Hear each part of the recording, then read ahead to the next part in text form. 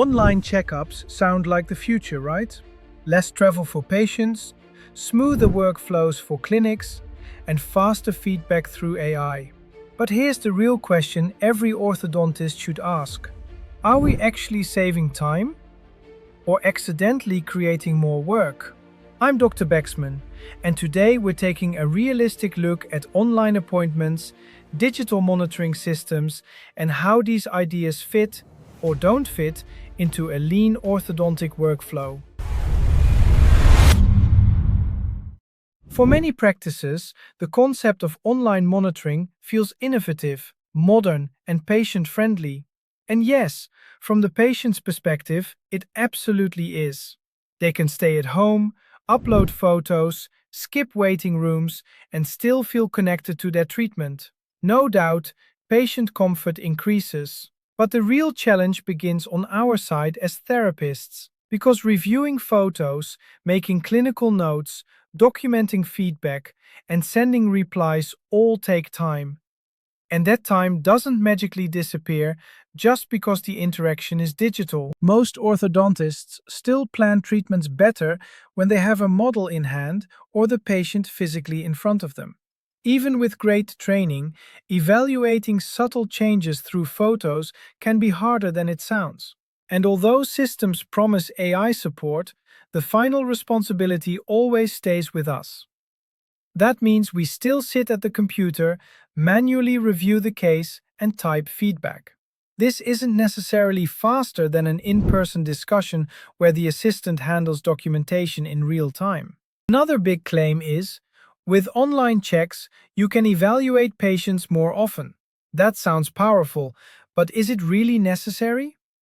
I personally see patients every 8 weeks, and that works perfectly. Suddenly shifting to every 4 weeks, or even every few days as some systems promote, creates extra workload without guaranteeing better treatment outcomes. More check-ins don't always mean better orthodontics. Sometimes they simply mean more steps, more screens, and more mental load. Let's talk numbers, because lean orthodontics always comes back to efficient systems. Imagine a simple practice with 2 treatment rooms working 4 hours in the afternoon, using a relaxed 15-minute slot. That's 32 patients per afternoon, 160 per week, and 640 every 4 weeks. Now, if we extend control intervals to 8 weeks, we instantly double our capacity. Suddenly, the same 2-chair setup can manage 1,280 active cases without additional staff, rooms, or stress. This is real efficiency. Not because we added more appointments, but because we reduced unnecessary ones. Now compare this with online systems that charge monthly per patient.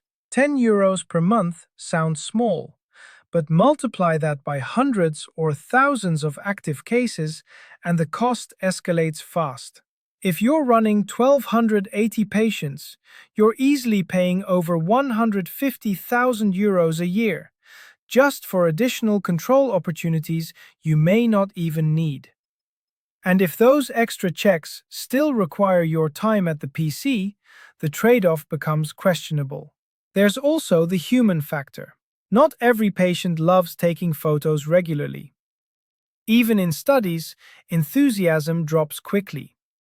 Many don't keep up with sending images, and some clinics struggle to maintain consistent review routines. Delegating these checks to assistants isn't a safe option either.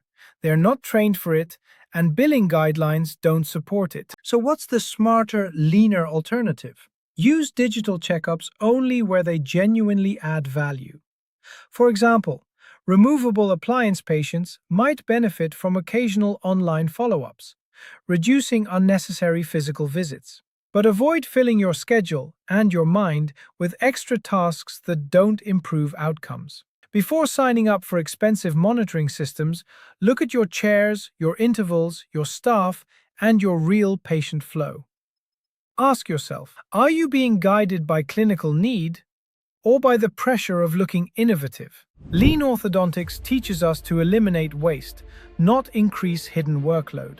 Online tools can be helpful, but only when they support your system rather than complicate it.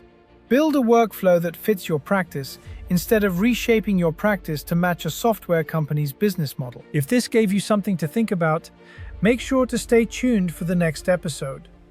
And if you want more lean orthodontic strategies for real sustainable efficiency, don't forget to like, share, and subscribe.